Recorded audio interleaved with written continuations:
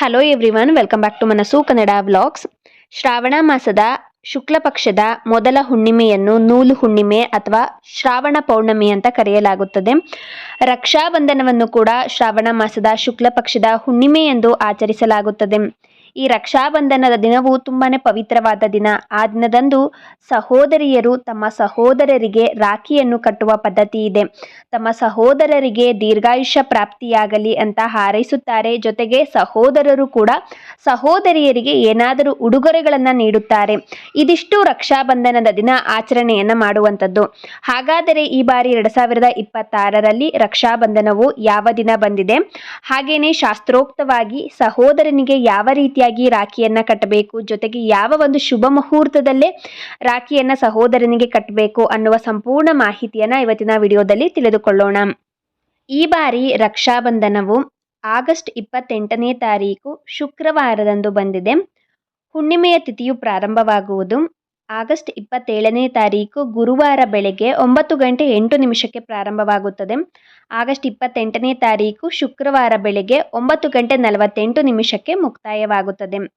ಸೂರ್ಯ ಉದಯದ ತಿಥಿಯನ್ನ ಗಣನೆಗೆ ತೆಗೆದುಕೊಂಡರೆ ಆಗಸ್ಟ್ 28 ಶುಕ್ರವಾರ ಈ ಬಾರಿ ನೂಲು ಹುಣ್ಣಿಮೆಯ ಆಚರಣೆಯನ್ನ ಮಾಡಬೇಕು. ಅಂದರೆ ಹುಣ್ಣಿಮೆ ಪೂಜೆಯನ್ನು ಮಾಡಬೇಕು.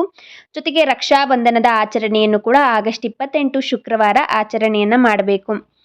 ಇನ್ನು ಶಾಸ್ತ್ರೋಕ್ತವಾಗಿ ಸಹೋದರಿಯರು ಸಹೋದರನಿಗೆ ರಾಖಿಯನ್ನ ಹೇಗೆ ಕಟ್ಟಬೇಕು ಅನ್ನೋದನ್ನ ತಿಳಿದುಕೊಳ್ಳೋಣ. ನಿಮ್ಮ ಸಹೋದರನಿಗೆ ನೀವು ರಾಖಿಯನ್ನ ಕಟ್ಟಬೇಕಾದ್ರೆ ಯಾವಾಗಲೂ ಕೂಡ ಪೂರ್ವಕ್ಕೆ ಮುಖ ಮಾಡಿ ಕುಳಿತುಕೊಳ್ಳಬೇಕು. ಅಂದ್ರೆ ನಿಮ್ಮ ಸಹೋದರರು ಪೂರ್ವಕ್ಕೆ ಮುಖ ಮಾಡಿ ಪೂರ್ವಾಭಿಮುಖವಾಗಿ ಕುಳಿತುಕೊಳ್ಳಬೇಕು. ಹಾಗೇನೆ ಸಹೋದರಿಯರು ಪಶ್ಚಿಮಕ್ಕೆ ಮುಖ ಮಾಡಿ ಕುಳಿತುಕೊಳ್ಳಬೇಕು. ರಾಖಿ ಕಟ್ಟಬೇಕಾದ್ರೆ ಸಹೋದರರು ನೆಲದ ಮೇಲೆ ಕುಳಿತುಕೊಳ್ಳಬಾರದು. ಬರೀ ನೆಲದ ಮೇಲೆ ಕುಳಿತುಕೊಳ್ಳಬಾರದು. ಒಂದು ಮಣೆ ಅಥವಾ ಪೀಠದ ಮೇಲೆ ಅಥವಾ ಒಂದು ಚೇರ್ ಮೇಲೆ ಕುಳಿತುಕೊಂಡಿರಬೇಕು. ಎತ್ತರದ ಜಾಗದಲ್ಲಿ ಅವರನ್ನ ಕೂರಿಸಿರ್ಬೇಕು. ರಾಖಿಯನ್ನು ಕಟ್ಟುವಾಗ ಸಹೋದರರು ತಮ್ಮ ತಲೆಯ ಮೇಲೆ ಒಂದು ಬಟ್ಟೆಯನ್ನ ಹಾಕಿಕೊಳ್ಳಬೇಕು. ಯಾವುದಾದ್ರೂ ಒಂದು ಶುದ್ಧವಾದ ಬಟ್ಟೆಯನ್ನ ಹಾಕಿಕೊಳ್ಳುವ ಪದ್ಧತಿ ಕೂಡ ಇದೆ. ಒಂದು ಶುದ್ಧವಾದ ಬಟ್ಟೆಯನ್ನ ತಲೆಯ ಮೇಲೆ ಹಾಕಿಸಿಕೊಂಡು ರಾಖಿಯನ್ನ ಕಟ್ಟಿಸಿಕೊಳ್ಳಬೇಕು. ಇನ್ನು ಸಹೋದರಿಯರು ತನ್ನ ಸಹೋದರನ ಬಲಗೈಯ ಮಣಿಕಟ್ಟಿನ ಮೇಲೆ ರಾಖಿಯನ್ನ ಕಟ್ಟಬೇಕು. ರಾಖಿ ಕಟ್ಟಿದ ನಂತರ ಸಹೋದರನ ತಲೆಗೆ ಶ್ರೀಗಂಧವನ್ನ ತಿಲಕವಾಗಿ ಇಡಬೇಕು. ಮತ್ತೆ ಕುಂಕುಮವನ್ನು ಕೂಡ ಹಚ್ಚಬೇಕು. ನಂತರ ಸ್ವಲ್ಪ ಅಕ್ಷತೆಯನ್ನ ಸಹೋದರನ ತಲೆಯ ಮೇಲೆ ಸಹೋದರಿಯರು ಹಾಕಬೇಕು.